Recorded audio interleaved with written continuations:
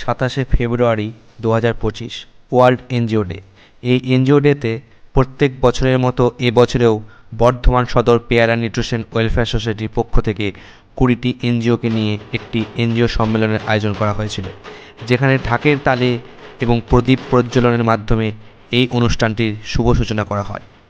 অনুষ্ঠানের শুরুতেই আমরা দেখতে পাই মোহিনী নৃত্যকলা মন্দিরের পক্ষ থেকে একটি অপরূপ শাস্ত্রীয় নৃত্যকলা ও তার সাথে বাউল সঙ্গীত।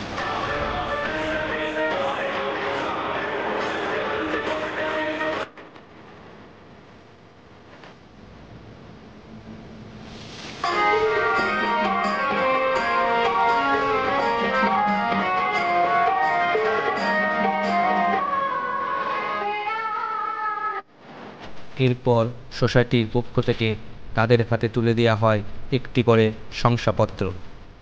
আজকের এই অনুষ্ঠানের থিম ছিল empowering grassroot movements for sustainable future, অর্থাৎ কিনা ভবিষ্যৎকে সুনিশ্চিত করতে হলে, সুরক্ষিত করতে হলে, চিরস্থায়ী করতে হলে এখন থেকেই একেবারে নিচুতলায় নজর দেওয়া দরকার।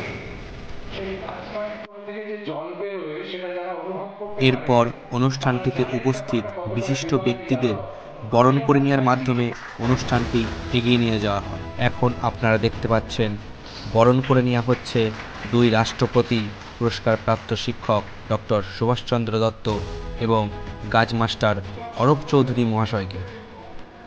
সমশ্রদ্ধা জ্ঞাপন করা, সমমান প্রদর্শন করা, এটা আমাদের কর্তব্য। এনজিও যারা সমাজে সোশ্যাল ভ্যাকসিন হিসাবে কাজ করছেন। এই অনুষ্ঠানে আমাদের প্রধান অতিথি হিসেবে উপস্থিত ছিলেন আমাদের বর্ধমান শহরের ডিআইসিও মাননীয় রামশঙ্কর মণ্ডল মহাশয়। একদিন যদি কেউ যারা বাচ্চাদের জন্য কাজ করতে ভালোবাসে, তাদেরকে হয়তো শিক্ষামূলক কোনো সঙ্গীত হতে পারে, অথবা নৃত্য হতে পারে, অথবা এরপর প্রদান করা হচ্ছে একটা বিশিষ্ট সম্মান। এই সম্মান তুলে দেওয়া হচ্ছে সেই সমস্ত মানুষদের হাতে যারা বিভিন্ন পেশার মাধ্যমে, বিভিন্ন সেবামূলক কাজের মাধ্যমে এই সমাজকে আরও অগ্রসর করে নিয়ে যাচ্ছে। জওহরলাল সাহা নিজে 165 বার ব্লাড ডোনেট করেছেন। এরপর প্রত্যেকটা এনজিও তাদের ভবিষ্যতের পরিকল্পনা তুলে ধরে, যেটা তাদের সাথে একসাথে কাজ করবার জন্য একটা দিশারি রূপে দেখা যায়। মূলত আমাদের এনজিও যেটা এডুকেশনাল চাইল্ড, বিশেষ করে আমরা কাজ করে থাকি স্বাস্থ্য এবং শিক্ষার উপরে। স্বাস্থ্য বলতে বিভিন্ন ধরনের আমরা বিনামূল্যে স্বাস্থ্য পরীক্ষা শিবির আয়োজন করি। পরিবেশ ও সমাজের উন্নতির উদ্দেশ্যে একটা সম্মিলিত প্রয়াসের চাবি হয়ে ওঠে এই অনুষ্ঠান।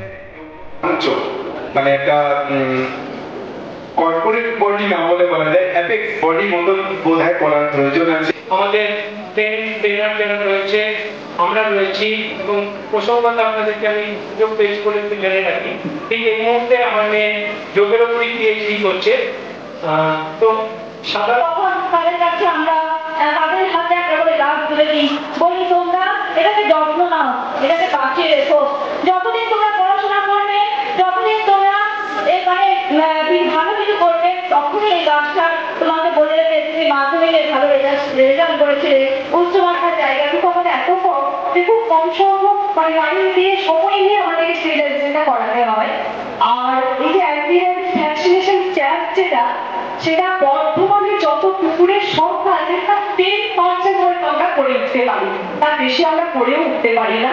পুরোটাই কিন্তু অর্থ সংকটের জন্যই বেশিরভাগটা হয়। আর আমরা যেটা করি,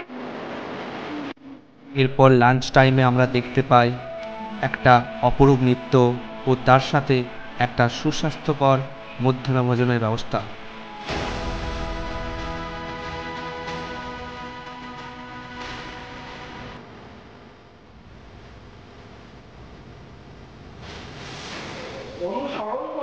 অনুষ্ঠানটির শেষ লগ্নে এসে প্রত্যেকটা এনজিওর হাতে তুলে দেওয়া হয় একটি করে স্মারকপত্র ও একটি করে অনুষ্ঠানের পরবর্তী পর্যায়ে বন্ধন সোশ্যাল ওয়েলফেয়ার সোসাইটি, যারা বন্যা ত্রাণের পাশাপাশি বিভিন্ন প্রান্তিক এলাকাতেও চক্ষুচ্ছানি শিবির এবং রক্তদান শিবির আয়োজনের মাধ্যমে স্বাস্থ্যক্ষেত্রে এক অনবদ্য ভূমিকা করে চলেছে। বর্ধমান ইয়োগা সার্কেল, যারা ক্রমাগত যোগব্যায়ামের মাধ্যমে মানুষকে সুস্থ রাখার চেষ্টা করে চলেছে। Doctor Abdul Kalam trust for education charity, যারা বিভিন্ন সেবামূলক কাজের পাশাপাশি খেলাধুলার প্রসারে দুর্দান্ত ভূমিকা পালন করে চলেছেন। খেলাধুলার মাধ্যমে স্বাস্থ্যের উন্নতি এবং প্রান্তিক এলাকার বিভিন্ন খেলোয়াড়দের তুলে আনায় তাদের চেষ্টার জুড়ি মেলভার। হাতার গাছগুরু, যারা ক্রমাগত শ্রমণের ভূমিকা পালন করে চলেছেন এবং নির্বিকল্প সাধনার মগ্ন রয়েছেন প্রকৃতি মাকে তার সবুজ ফিরিয়ে দেওয়ার জন্য। বড় বই নাম আমরা সবাই সঙ্গে, যারা বিভিন্ন সেবামূলক কাজের পাশাপাশি স্বাস্থ্যক্ষেত্রে গ্রাম অঞ্চলে বিরাট অবদান রেখে চলেছে এবং জনস্বার্থে নিয়মিত রক্তদান শিবির ও স্বাস্থ্য শিবিরের আয়োজন করে চলেছে। কুশকরা রামধনু সোশ্যাল ওয়েলফেয়ার সোসাইটি, যারা ক্রমাগত লড়াই করে যাচ্ছেন আদিবাসীদের মনোন্নয়ন, আদিবাসীদের শিক্ষার অগ্রসর করাতে এবং বিভিন্ন বঞ্চনার হাত থেকে আদিবাসী মহিলাদের রক্ষা করতে তারা নিরন্তর প্রচেষ্টা চালিয়ে যাচ্ছেন। মানুষ মানুষের জন্য ওয়েলফেয়ার সোসাইটি, যারা মূলত পথ শিশুদের, অনাথ শিশুদের শিক্ষিত করবার সংকল্প নিয়েছেন। এর সাথে সাথে তারা তাদের বস্ত্র এবং অন্যের সংস্থানও করে থাকেন। মোসাবগ্রাম হেলথ অ্যাওয়ারনেস সোসাইটি, যারা প্রত্যেক সপ্তাহে বিনামূল্যে বহু দূরস্থ মানুষকে স্বাস্থ্য পরিষেবা দিয়ে থাকেন এবং ঔষধের যোগানও দিয়ে থাকেন। মিলিত প্রয়াস পরিবেশ রক্ষায় সদা সচেতন। বিভিন্ন সমাজসেবামূলক কাজের পাশাপাশি তারা ক্রমাগত চেষ্টা করে যাচ্ছেন পরিবেশের ক্ষতিকর জিনিসগুলোকে বাদ দিয়ে পরিবেশ বান্ধব নতুন নতুন আইডিয়া জন্ম দিতে এবং পরিবেশকে পরিবেশ বান্ধব উপাদানের সাহায্যে রক্ষা করতে। Barwan society for animal welfare, যারা ক্রমাগত লড়াই করে চলেছেন অবলাদের অধিকার রক্ষায়। পথকুকুর, পথপশু, বিভিন্ন পশু পাখি যারা আমাদের মানুষের অত্যাচারে জর্জরিত, তাদেরকে নিরাপদ আশ্রয় দেওয়ার জন্য ক্রমাগত কাজ করে চলেছে এই সোসাইটি। ত্রিপুর সমাচার ওয়েলফেয়ার সোসাইটি, যারা ক্রমাগত গ্রাম অঞ্চলের শিক্ষার বিস্তারে ব্যাপকভাবে ভূমিকা পালন করে চলেছেন। বিভিন্ন কৃতি ছাত্রছাত্রীদের পুস্তক প্রদান থেকে শুরু করে পিছিয়ে পড়া শ্রেণীর পড়াশোনার পাশাপাশি তাদের বাড়তি দৃষ্টি রেখে চলেছে। Rural health care provider association, যাদের 400-র বেশি সদস্যা ক্রমাগত বিভিন্ন এলাকায় স্বাস্থ্য পরিষেবা পৌঁছে দিয়ে থাকেন সম্পূর্ণ বিনামূল্যে, সাথে সাথে ঔষধ এবং প্রয়োজনীয় বিভিন্ন পরীক্ষারও ব্যবস্থা করে থাকেন। বেরুগ্রাম সংগঠন, যারা শিল্প এবং সংস্কৃতি জগতে এক অনবদ্য ভূমিকা পালন করে চলেছেন। প্রত্যন্ত গ্রাম অঞ্চলেও তারা বিভিন্ন সংস্কৃতির বিকাশও ঘটিয়ে চলেছেন। বড় বইনান আমরা সবাই সঙ্গ, যারা বিভিন্ন সেবামূলক কাজের পাশাপাশি স্বাস্থ্যক্ষেত্রে গ্রাম অঞ্চলে বিরাট অবদান রেখে চলেছেন এবং জনস্বার্থে নিয়মিত রক্তদান শিবির ও স্বাস্থ্য শিবিরের আয়োজন করে চলেছেন। একলক্ষী বিবেকানন্দ মিলন সংঘ, যারা গ্রাম অঞ্চলে শিক্ষা বিস্তারে দারুণভাবে ভূমিকা পালন করে চলেছে। এরপর জাতীয় সঙ্গীতের মাধ্যমে আমাদের এই অনুষ্ঠানটির শুভ সমাপ্তি ঘটল।